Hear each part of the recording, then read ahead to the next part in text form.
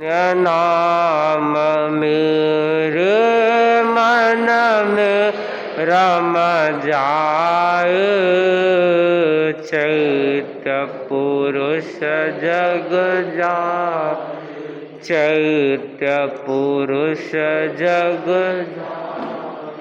ओम ओम ओम ओम ओम ओम ओम ओम ओम ओम उद्गाता अर्हं अर्हं अर्हं अर्हं अर्हं अर्हं त्राता ओम ह्रीं श्रीं जय ओम ह्रीं श्रीं जय विजय ध्वजा लहराए, चैत्य पुरुष जग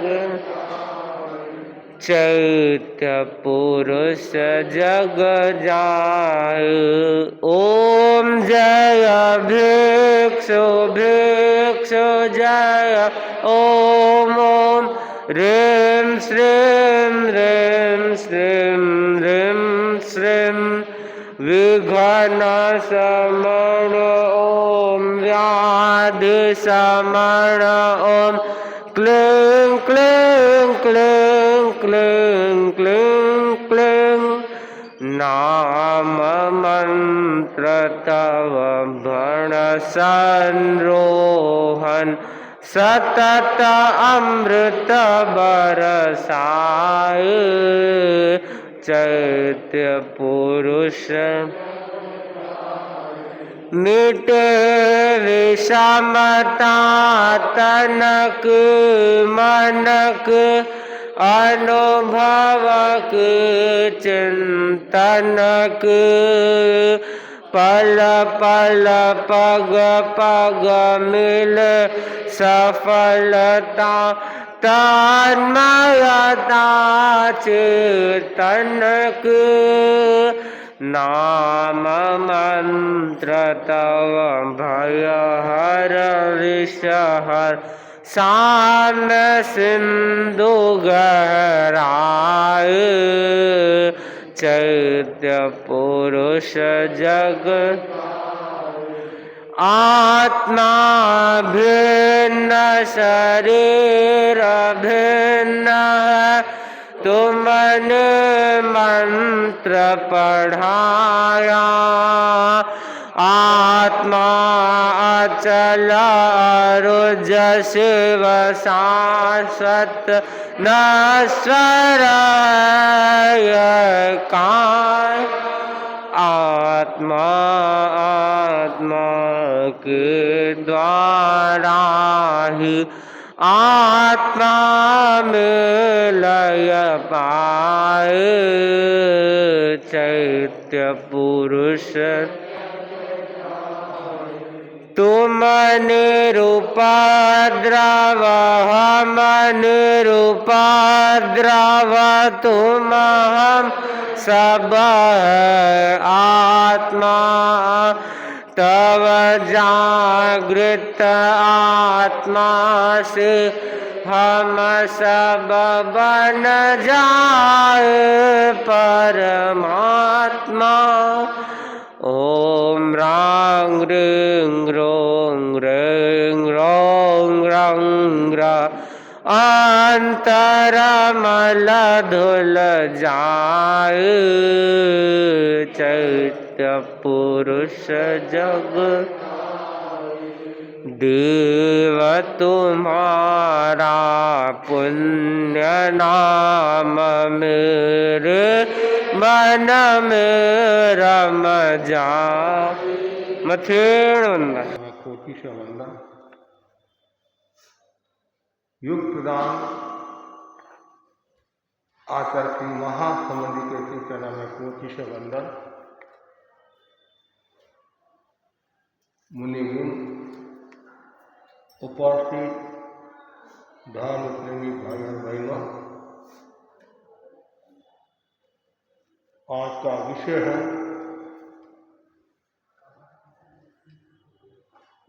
शांति की खोज संयम की वृष्टि।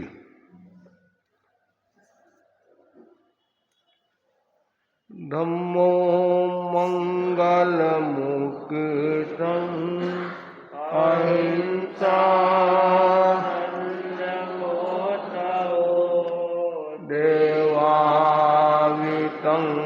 नमन्ति यस्य धम्मे सयामः यस्य धम्मे सयामः। हर व्यक्ति शांति की कामना करता है, शांति चाहता है, परंतु चाहने मात्र से शांति प्राप्त नहीं होती है। उसके लिए खोज करना आवश्यक है। पूछा गया शांति कहाँ प्राप्त होती है?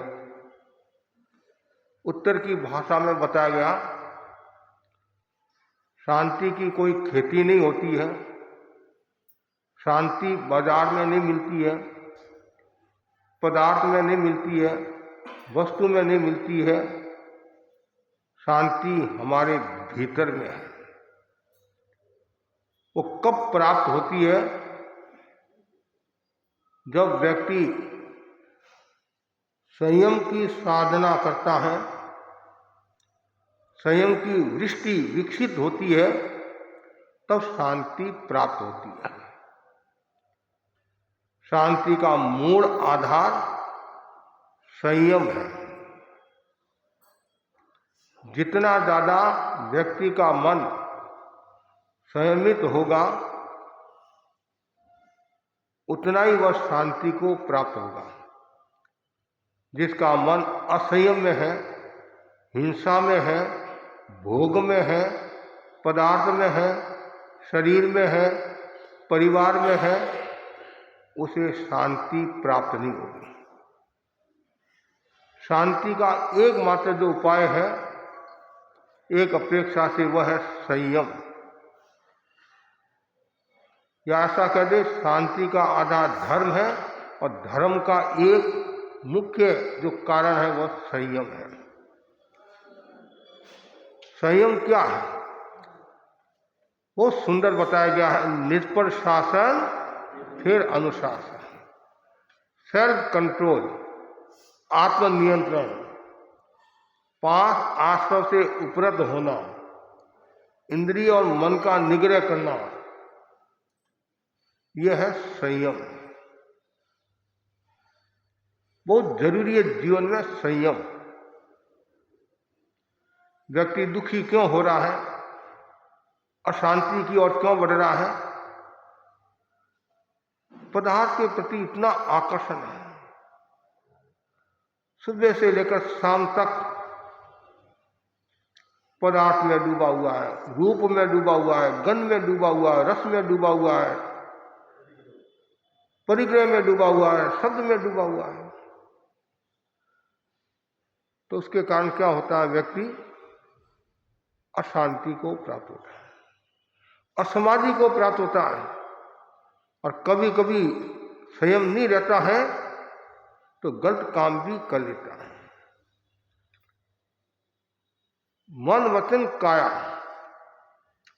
इन तीनों का संयम जरूरी है। मन का संयम भी जरूरी है, वचन का संयम भी जरूरी है और काया का संयम भी जरूरी है।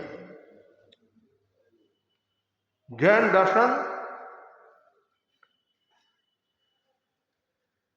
जो साधु बनता है,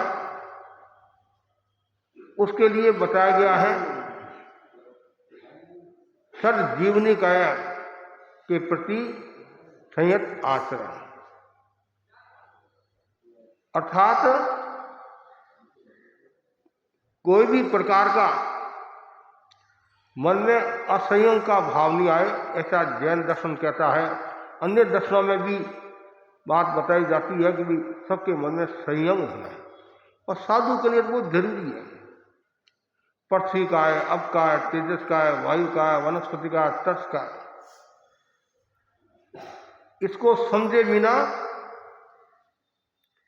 स्वयं की साधना हो नहीं सकती है, और स्वयं की साधना के बिना चारित्र उज्जवल हो नहीं सकता है, चारित्र के प्रयोग निर्मल हो नहीं सकते। इसलिए हमेशा मन में ये भावना रहे, मेरे भीतर में संयम का विकास,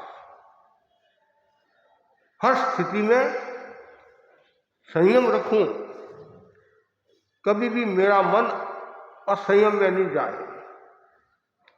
और साधु के लिए तो कहा गया है, जैसे कछुआ होता है, इंद्रियों का संयम रखता है, उसी प्रकार साधु भी इंद्रियों का संयम रखे।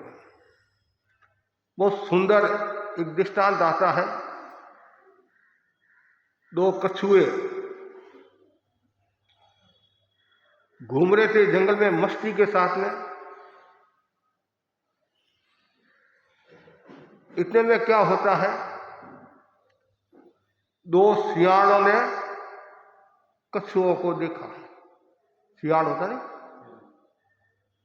जैसे सियाड़ों ने कछुओं को देखा, कछुओं ने तत्काल इंद्रियों का संयम कर लिया और अंदर घुस गए।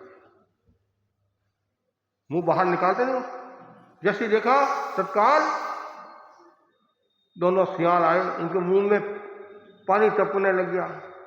मुंह से कहते नहीं, कोई आप चीज देखते हैं, खाने की इच्छा हो जाती है, उनके भी वो खाने की इच्छा हुई, लेकिन वो दोनों कछुए ने इंद्रियों का संयम कर लिया, एकदम संयमित हो गया। वो आए, उन्होंने खूब कोशिश की, लेकिन दोनों कछुओं का बिगड़ा देखिए, उनकी जो ऊपर की धार बोलते नहीं, वो बहुत मजबूत होती है। अब दोनों सियाड़ है देखो झोपड़ी में छिप गए, तो कभी न कभी तो ये बाहर मुंह निकालेंगे जब इनको गर्मी लगेगी, आदि लगेगी। गर्मी लगती है तभी वो जो घूमते हैं, मुंह बाहर निकालते हैं, नहीं तो अपने स्थान पर रहते हैं। काफी समय बीत गया, एक कछुए के मन में आया, वो तो चले गए होंगे, अब मुंह बाहर निकाल दे, थोड़ा घूमे फिरे, गर्मी बहुत सता रही है, तकलीफ दे रही है। दूसरे ने सोचा नहीं, कोई भरोसा नहीं, मन में सोच रहा थोड़ा और सहन करेंगे, गर्मी को सहन करेंगे। तो सब जीव जीना चाहते, मरना कोई नहीं चाहता। एक कछुए ने असंयम कर लिया, इंद्रिय सुख के खातिर असंयम कर लिया, उसने मुंह बाहर निकाल दिया। बाहर निकाला मुंह, और वो दोनों ताक पर थे, सावधान थे। वो जैसे आए, कछुए को मार दिया और अपना ग्रास बना दिया। क्यों हुआ?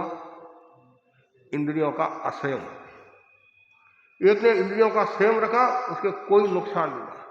तो हमारी हर प्रवृत्ति में इंद्रियों का संयम होना चाहिए, मन से संयम होना चाहिए। एक और बात आती है, दो हंस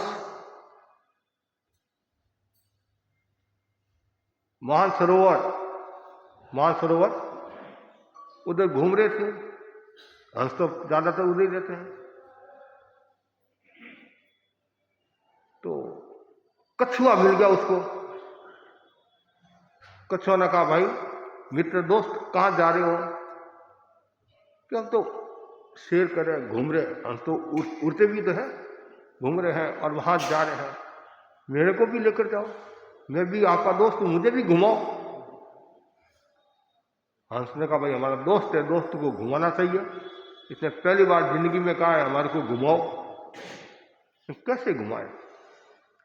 उड़ तो ये सकता नहीं है, और हम इसको कैसे लेकर जाए? ऐसे करते करते उन्होंने दिमाग लगाया, हम दो हंस है, बहुत मजबूत लाठी होती नहीं, लाठी को दिया और कछुए को कहा, तू मुंह में लाठी पकड़ ले, मुंह से लाठी पकड़ ले, और ध्यान रखना मुंह बंद रखना, खोलना मत, खोलेगा तो मुश्किल हो जाएगी, और हम तुम्हारे को घुमा देंगे। खुश हो गया। दोनों हंस बहुत सावधानी रख रहे हैं, उनको लाठी पकड़ा दी और जो बताया वैसा मुंह में लाठी डाल दी और मुंह को बंद करा दिया। और आकाश में घूम रहे हैं, सबको आनंद आ रहा है। कुछ आगे बढ़े, लोगों ने नया दृश्य देखा, ये क्या है, ये क्या है। नया दृश्य देखते तो कुछ न कुछ कुतूहल भी पैदा होता है। तो कुछ लोग बोले, अरे हंस लोगों, तुम तो उड़े हो, कछुओं के नीचे डाल दो, इनको खा लेंगे, हमारा भोजन बना लेंगे। लेकिन हंस तो कैसे करेंगे। फिर और आगे बढ़े, फिर लोग बोले, अरे हंस, कछुओं को नीचे फेंक दे और हम इनको सब्जी जो बनाना जो कुछ करके और खा लेंगे, क्यों, खाने में स्वादिष्ट है। हंस तो शांत, कछुओं के मन में आया, जैसे मेरे को ही खाना चाहते हैं, मेरे को ही मारना चाहते हैं। वो नाराज हो गया, उसको गुस्सा आ गया। गुस्सा आ गया, परिणाम क्या हुआ, मुंह खोला, नीचे गिरा, बस काम तमाम। क्या हुआ, इंद्रियों का असंयम। इसलिए हर व्यक्ति में संयम जरूरी है। यदि आपको कोई गाली दे,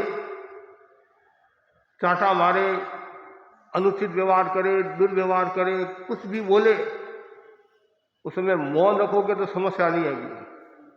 और आपने यदि मौन नहीं रखा, बोलना शुरू कर दिया, अनर्थ हो जाएगा। इसलिए जरूरी है संयम। जितनी ज्यादा संयम की दृष्टि होगी, जितना विकसित होगा संयम, उतना ही व्यक्ति शांति को प्राप्त होगा। ऐसे ही काया से भी संयम रखना। कुछ लोग क्या है करते हैं, उनकी आदत होती है, बच्चे को बोला इधर आ, बच्चा आया और चांटा मार दिया। होता, अरे चांटा क्यों मारा, मैंने चांटा मारा नहीं है, मैंने तो तुम्हारा लाड किया है। ये क्या लाड, कभी आपस में मिलते हैं एक दूसरे से, इतनी जोर से मारते ऐसे, बेचारा दब जाता है। क्या कर रहे, अरे कर, हम तो बहुत समय के बाद मिले हैं, आशीर्वाद दे रहा हूं। ये आशीर्वाद किस काम का। सामने वाले व्यक्ति को कितनी तकलीफ होती है, कितनी पीड़ा होती है। एक भाई ने हमारे को बताया था, बच्चा स्कूल गया, एक बच्चा स्टूल पर बैठने लगा तो कभी कभी क्या होता है, कुष्मादी पना कर लेते बच्चे, स्टूल को हटा देते हैं। कभी कुर्सी पर कोई बैठ रहा है, कुर्सी को भी हटा देते, बेचारा गिर जाता है। उसने क्या किया, जैसे वो बैठने लगा स्टूल पर, ये जो गणित में काम आते नहीं, ये चित्र आदि बनाते नहीं, क्या बोलते उसको, पेंसिल, और दूसरा एक और होता नहीं, हाँ कंपास तो होता ही है, उसमें अनेक सामग्री होती है। एक ऐसी कोई धारदार चीज थी, धारदार है, तो उसने क्या किया, सुई टाइप की ऐसे, जैसे वो बैठने लगा उसने उसको चुबो दिया। जैसे चुबोया, इतनी वेदना हुई, बेचारा कहा करने लग गया। परिणाम यह आया तो बच्चे को स्कूल से बाहर निकाल दिया। क्यों, काया से असत प्रवृत्ति कर दी। उस बेचारे की कितनी वेदना हुई। आप तो सोचते हैं कि मैं मनोरंजन कर रहा हूं, ये मनोरंजन नहीं है, हिंसा है। मनोरंजन में भी वही भाव, यदि जैसे दो मुर्गों को लड़ाते हैं, सांडों को लड़ाते हैं मनोरंजन के लिए, ये क्या सब हिंसा ही तो है, हिंसा है सब। मनोरंजन यदि आप सांसारिक प्रवृत्ति करते हैं तो हिंसा है। तो ये एक नहीं, ऐसी नजर कितनी हिंसा होती है, तो फिर आपको शांति कहां से मिलेगी। छोटी छोटी बात में आप असंयम कर लेते हैं। एक जगह की बात है, भाई पुलिस में था, वो डीवीआई क्या बोलते, डी नहीं, पुलिस अधीक्षक के नीचे जो होता नहीं, हाँ, उसका भाई था वो, DYSP, हाँ वो था। वो घर पर आया हुआ था, तो वो कहीं बाहर गया हुआ होगा। उसका जो छोटा भाई है नी, उसने वो वर्दी पहन ली, पिस्तौल जेब में डाल दी और वो घूमने लगा, जगह जगह घूमने लगा। तो उसका बड़ा जो ऑफिसर था, उसने देखा ये घूम रहा है, उसके मन में शंका हुई, ये आदमी कौन है? पर तुम कौन से थाने से संबंध रखते हो? मैं वहाँ ऐसा बोला। फिर पता चला ये तो कोई नकली है। खोज करते करते फिर वो भाई को बुला, भाई से कहा वर्दी ऐसे, वर्दी तुम्हारे को दी है, इसको वर्दी नहीं दी है, तुमने वर्दी का दुरुपयोग कराया। परिणाम ये आया, उसको निष्कासित कर दिया और उसको 6 साल की जेल मिल गई। अब केस चले आगे, क्या होता है आगे की, ये कभी कभी ऐसा हो जाता है। ये असहम है, इतने असहम हुआ, दुरुपयोग हुआ, प्रदर्शन हुआ, तो प्रदर्शन में भी असहम का भाव आ जाता है, आडंबर में भी असहम का भाव आ जाता है। तो जहाँ भी ये प्रदर्शन है, आडंबर है, असहम है, वहाँ हिंसा है, दुख है, पीड़ा है, वहाँ शांति मिलने वाली नहीं। इसलिए शांति चाहिए तो संयम का विकास करो। जैन आगों में जिन्होंने भी असंयम किया, दुर्गति में गई, अधोगति में गई, या जहां जाने थे वहां नहीं गए। क्यों? असंयम कर लिया। रोग का जो कारण है वो क्या असंयमित है? खाने पीने में असंयम किया, रोग पैदा हुआ। डॉक्टर बोलते हैं महाराज सोमवार के दिन हमारे यहां मरीज ज्यादा आते हैं, सोमवार के दिन, आप सब समझ गए होंगे। रविवार के दिन होटलों में जाते हैं, ज्यादा खाते हैं, परिणाम क्या आता है? हॉस्पिटल में भर्ती होना होता है। थोड़ा सा यदि संयम रखे, कोई समस्या नहीं आएगी। एक रात्रि भोजन का त्याग कर ले, अनेक बीमारियों से निजात पा लोगे आप। ऐसे ऐसे संतों के बारे में सुना, गृहस्थ लोगों के बारे में सुना, उनके जीवन में कितना संयम, नमक का त्याग, चीनी का त्याग, वो त्याग, द्रव्य 5 द्रव्य, 7 द्रव्य, 3 द्रव्य, बोलो आप। और अभी विवाह शादी में देखते हैं, सुनते हैं 50-50, 100 आइटम, और फिर आप जाते हैं एक साथ में ज्यादा लेते हैं कि वापिस मिलेगा कि नहीं मिलेगा, है मिलेगा, और लेते हैं, फिर खा नहीं सकते हैं, जूठा छोड़कर आ जाते हैं। अरे माल तो पराया है, पेट तो अपना नहीं। ये असंयम है। और ये सब ऐसी घटनाएं घटती है तो क्या होता है, फिर छापा पड़ता है। जितना ज्यादा प्रदर्शन करोगे, आडंबर करोगे, छापा पड़ेगा। एक भाई ने मारवाड़ की बात बताते हैं, शादी में अनाप शनाप खर्चा किया होगा, तो वो आगे छापे वाले। क्यों करे? यदि आपके पास पैसा है तो पैसा का दुरुपयोग क्यों करे? असंयम की ओर क्यों ले जाए मन को? गलत काम क्यों करे? असत प्रवृत्ति क्या है? असंयम है, हिंसा है, असंयम है। तो शांति कहां से मिलेगी आपको? ऐसे शांति नहीं मिलती है। शांति तभी मिलेगी जब आप इंद्रियों का संयम करोगे, तो शांति मिलेगी। कितनी कोशिश करो, लाख कोशिश करो कि मैं धन से शांति प्राप्त करूंगा, बंगले से शांति प्राप्त करूंगा, परिवार से शांति प्राप्त करूंगा, लोगों से शांति प्राप्त करूंगा, कोई शांति देने वाला नहीं है। धन शांति देने वाला नहीं है। धन से आपको व्यवस्था मिल सकती है, दवाई से और कुछ मिल सकता है, स्वास्थ्य मिल सकता है, ये शांति कहाँ से मिलेगी? शांति तो हमारे भीतर है। जो हिरण होता नहीं, हिरण, उसके कहते हैं वो कुंडली, नाभि, जो नाभि होती नहीं, नाभि में क्या होती है? किस्टरी होती है, और वो घूमता घूमता घूमता। उस वैज्ञानिक को पता नहीं तुम्हारे भीतर ही है। तो आज वर्तमान में ऐसा लग रहा है हमारे शौक समाधि भटक रहे हैं। वहां शांति मिलेगी, वहां शांति मिलेगी, वहां शांति मिलेगी, वहां शांति मिलेगी। तो कितना ही घूम ले, सिंगापुर जाकर आ जाओ, थाईलैंड जाकर आ जाओ, लंदन जाकर आ जाओ। आजकल हमारे लोग खूब घूमने के लिए बहुत जाते हैं, इतने घूमने के लिए जाते हैं और खर्चा भी खूब करते हैं।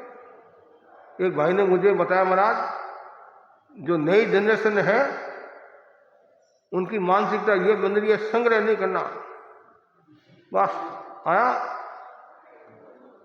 हाँ बस खाओ उड़ाओ। एक ने तो बताया उदार लो और उदार बनो,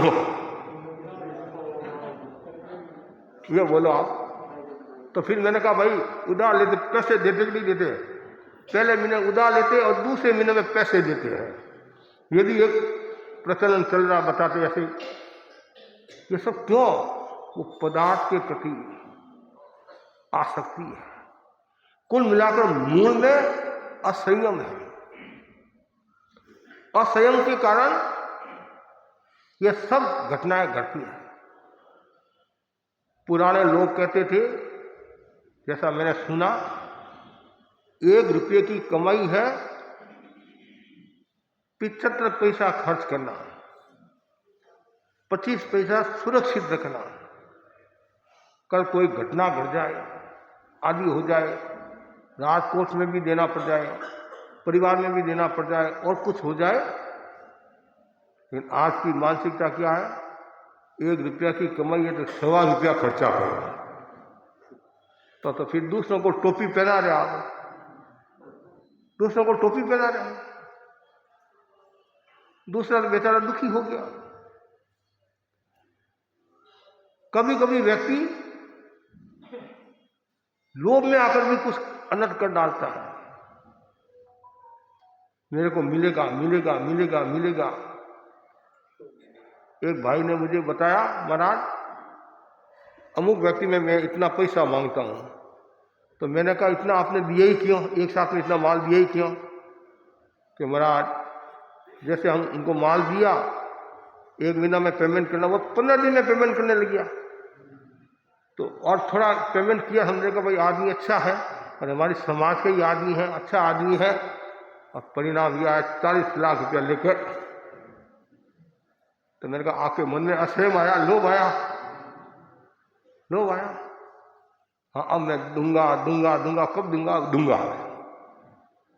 तो कभी कभी व्यक्ति यानी लोभ में आकर गलत काम कर लेता है, फिर वह दुखी होता है, कष्ट भोगता है, कष्ट का अनुभव करता है। लेकिन संयम का विकास जरूरी है। नैतिक मूल्यों की जो त्रासदी हो रही है, नैतिक मूल्यों का जो हनन हो रहा है, उसके पीछे कारण क्या? असहमित है। उसे निजात पाने का एकमात्र उपाय है संयम। अणुव्रत का उद्घोष है, संयम में खलु जीवनम, संयम ही जीवन है। यदि व्यक्ति संयम करना सीख ले तो काफी हद तक आप बीमारियों से निजात पा सकते हैं, आभा मंडल को निर्मल और पवित्र बना सकते हैं। कुछ लोग ये भी कहते महाराज मेरे मन में तो संयम है, तो परिवार के मन में संयम नहीं है। मैं तो कहता हूं भाई संयम करो, तो परिवार वाले कहते हैं ये कंजूस आदमी है। क्या बोलते हैं? कंजूस है। कभी कभी हम प्रेरणा देते नहीं कि भाई संयम रखना चाहिए, अनावश्यक खर्चा मत करो, ये मत करो, विवाह शादी में आदि में। तो वो तो भाई संतों की प्रेरणा से त्याग करता है या सन्मार्ग पर चलने की कोशिश करता है, संयम रखूंगा। दूसरे लोग उसको उड़ाते हैं, मजाक उड़ाते हैं कि इतना पैसा है क्या काम आएगा, खर्चा तो कर। और खर्चा करता है, वही लोग क्या बोलते हैं, महाराज देखो हमारे को आकर क्या करते हैं कि महाराज देखो क्या जमाना आया, कितना प्रदर्शन हो रहा है। चोर को कहते हैं घुस और कुत्ते को कहते हैं भुस। ऐसी स्थिति है।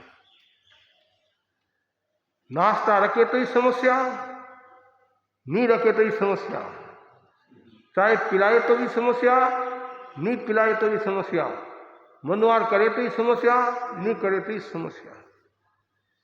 लेकिन ज्ञानी लोग हैं, विवेक संपन्न है, वो अपनी विवेक चेतना से कार्य करते हैं। विवेक चेतना जागृत होगी तो समझना चाहिए संयम का विकास, और जहां संयम होगा अहिंसा पुष्ट होगी, नैतिकता का विकास होगा और तप के मार्ग पर चलोगे। अहिंसा और तप के बीच में है संयम। अहिंसा और तप के बीच में संयम है। अहिंसा के विकास के लिए संयम जरूरी है और तप के विकास के लिए भी संयम जरूरी है। आपको उपवास करना है, इंद्रियों का संयम के बिना उपवास होगा नहीं। कहा गया ना, उपवास किसको कहते हैं? उपवासति इति उपवास है। जो आत्मा के निकट रहता है, आत्मा में रहता है, वो उपवास है। और जो कषाय को छोड़ता है, विषयों का वर्जन करता है, वास्तव में वह उपवास है। और आपने रोटी पानी छोड़ी, शेषम ही लंघनम, वो तो केवल लंघन है। वास्तव में तो आसक्ति को छोड़ना, पदार्थ के प्रति जो आसक्ति उसको छोड़ना। संतों ने प्रेरणा दी उपवास करना, कि हमारा करने का भाव है, पचका दो। उपवास पचक लिया, महाराज ने विहार किया। महाराज के बड़े घर में रुके, वहां खूब माल था, तरह तरह का। उस भाई के मन में आया, काश आज उपवास नहीं करता तो अच्छा रहता, आज धारणा कर लेता, कल उपवास कर लेता, पशु पालना कर लेता। तो ये क्या, आपका मन तो उसमें अटका हुआ है। वास्तव में विषयों को छोड़ना और कषाय को छोड़ना, वो है उपवास। आचार्य महाप्रज्ञ जी तो इतना फरमाते थे, जो तपस्या करने वाला है उसको रसोई में भी नहीं जाना चाहिए। संथारा जो करने वाले हैं, जो कर रहे हैं, उनके आसपास भोजन भी नहीं होना चाहिए। भाई के मन में बहुत भावना रहती है, जो संथारा का व्रत निभ जाऊं, तो फिर उनको समझाया। तो गुरुदेव भी फरमाते, जिनके संथारा है, टीवीआर संथारा है जिनके, तो पानी का वो व्रत निभ जा सकता है, आहार का नहीं। 24 हो गया तो पानी का भी व्रत नहीं निभ जा सकता, नहीं निभ जाए, मतलब विवेक रखे। हाँ, तो ये बहुत जरूरी है। आसपास में नहीं, कब किसका मन विचलित हो जाए पता नहीं चलता। इसलिए साधुओं के लिए भी बताया गया है, साधु ऐसे स्थान पर रहे जिससे उनकी साधना में बाधा नहीं आए, साधना में बाधा नहीं आए। और यदि ऐसे स्थान में रहते हैं तो कभी कभी बाधा भी आ सकती है। यदि साधना के अनुकूल स्थान में नहीं रहते हैं तो वहां समस्या भी आ सकती है। इसलिए एकांत, कितना सुना, एकांत में रहे। एकांत का मतलब यह नहीं कि जंगल में रहे, है नहीं, भीड़ में भी अकेलेपन की आराधना करें, कहीं भी रहे, मन में हमेशा अकेलेपन की आराधना, संयम की साधना करूं कि मैं साधु बना हूं तो मुझे शांति को प्राप्त करना है। हमारा लक्ष्य क्या है? लक्ष्य क्या? कर्म क्षय का लक्ष्य है, आत्मस्वरूप को प्राप्त करने का लक्ष्य है, और सिद्ध बुद्ध मुक्त होने का लक्ष्य है, परम शांति। और परम शांति कब मिलती है? जेये बुद्धा एकंता जेये बुद्धा आना गया संति तेसिंग परिठाणम भूयानम जगज्ञान। जितने भी जीव मोक्ष गए हैं, तीर्थंकर मोक्ष गए हैं, बुद्ध हुए, सर्वज्ञ हुए, उन सबके जीवन का आधार क्या था? कर्म क्षय कर मोक्ष को, लेकिन आधार शांति है नहीं? जैसे जीवों का आधार पृथ्वी है, उसी प्रकार कर्म क्षय का आधार शांति है। यदि आपके मन में पूर्ण शांति आ गई, कहीं भी कषाय वासना कामना अज्ञान नहीं है, इतना सा भी नहीं है, सबको क्षय कर दिया, पूर्ण शांति। और पूर्ण शांति कब मिलती है? 12वें गुणस्थान में। जैसे ही मोहनी कर्म क्षीण हुआ, पूर्ण शांति। उसके पहले पूर्ण शांति नहीं है। 11 गुणस्थान में कषाय शांत है, नीचे गिरना पड़ेगा उसको, लेकिन 12वें गुणस्थान में आते ही कर्मों का क्षय कर लेगा, मोहनी कर्म को राग देश पर विजय प्राप्त की, और पूर्ण शांति। और पूर्ण शांति के लिए राग देश का क्षय करना, और राग देश के क्षय के लिए क्या करना? संयम करना। जितना ज़्यादा यदि आप बच्चों के प्रति राग रखते हैं, द्वेष रखते हैं, लड़ाई करते हैं, झगड़ा करते हैं, ये करते हैं, तो ये क्या? असंयम है। और असंयम होगा तो समस्या होगी। इसलिए व्यक्ति को हमेशा वीतरागता की साधना करनी चाहिए, और वीतरागता की साधना के लिए संयम जरूरी है, और जितना ज़्यादा संयम होगा वो वीतराग होगा, और वो शांति को प्राप्त होगा। तो ये जो महत्वपूर्ण जो मैंने बताया आपको, शांति की खोज और संयम की वृष्टि, कितना सुंदर है। वृष्टि मतलब वर्षा, बरसात होती है, किसान लोग प्रफुल्लित हो जाते हैं। भयंकर गर्मी में बरसात हो जाती है तो लोगों को राहत मिल जाती है। तो वैसे संयम की बरसात होती है, करुणा की बरसात होती है, बोलते हैं संयम की बरसात होती है तो शांति मिल जाती है। हाँ, दृष्टि, दृष्टि भी कैसे? करुणा की दृष्टि, संयम की दृष्टि, वृष्टि, वृष्टि का मतलब वर्षा। और यदि संयम की दृष्टि होगी तो भी चलेगा। शांति की खोज, संयम की दृष्टि, संयम की दृष्टि है तो भी शांति मिल जाएगी, और बरसात होगी संयम की तो भी शांति मिल जाएगी। तो बस मैं इतना ही आपको कहना चाहता हूँ, यहाँ जितने भी भाई बहन बैठे हैं उनके मन में ये भावना रहे कि मुझे ये मानव भव मिला है, जैन धर्म मिला है, तेरापन शासन मिला है, आचार्य महासमुंदी जैसे गुरु मिले हैं। और आचार्य महासमुंदी को देखो आप, हर क्षण हर पल चेहरे पर प्रसन्नता, प्रसन्नता, मुस्कान, शांति। क्यों? कितना संयम है उनके जीवन में, खाने का, पीने का, बोलने का, हर चीज में। 100 बार हम बोलते हैं तो गुरुदेव थोड़ा सा जवाब देते हैं, और यहाँ देखते हैं प्रश्न तो इतना है और उत्तर इतना बता देते हैं। तो संयम जरूरी है। मर्यादा महोत्सव का कार्यक्रम परिसंपन्न हो गया गुरुदेव का, चातुर्मासों की घोषणा भी होगी। और हमारा चातुर्मास आपको पता है दक्षिण हावड़ा फरमाया है। तो मैं सभी भाई बहनों के प्रति यही आध्यात्मिक मंगल कामना करता हूँ। आप सब शांति की खोज, उसके लिए संयम और त्याग का विकास करते रहे। तो मुक्ति भाई जिनको हमने गुरुदेव की आज्ञा से तिविहार संथारा पचकाया था, और उनका जो लक्ष्य था, उनकी जो भावना थी, और ऐसा हमारे को बताया गया सुबह सूर्योदय के पहले 3:45 के आसपास केताराम ने बताया कि संथारा सीज गया है। जिस उत्साह और निष्ठा के साथ में संथारा स्वीकार किया था, और आज वो हमारे बीच में नहीं है, लेकिन उनके जो गुण हैं उन गुणों को आत्मसात करने की कोशिश करें। इसी आशा के साथ ओम आनंद।